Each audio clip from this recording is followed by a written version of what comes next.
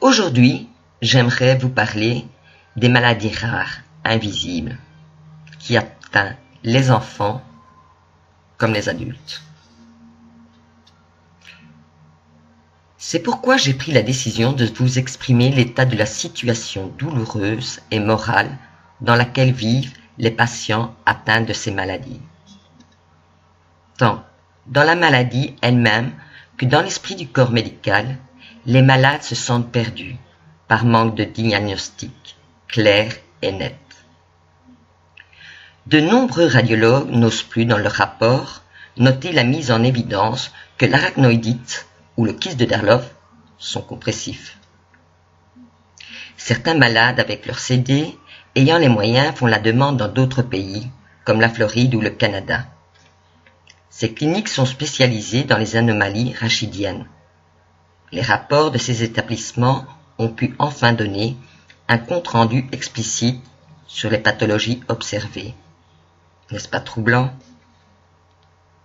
Comment peut-on expliquer que dans notre pays, médecins, neurologues, radiologues se renferment sur le prononcé de ces pathologies et leurs conséquences? On dit de ces pathologies qu'elles sont rares. Elles ne sont pas si rares que cela. Si en plus approfondi, des études et examens se pratiquaient, je pense que l'on s'apercevrait qu'il y a bien plus de personnes atteintes de ces pathologies que ce que la médecine pense.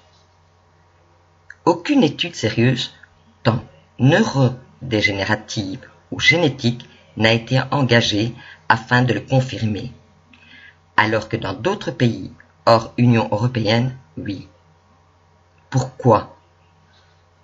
La situation des patients atteints de ces pathologies est préoccupante. Certains soins protocolaires leur sont proposés.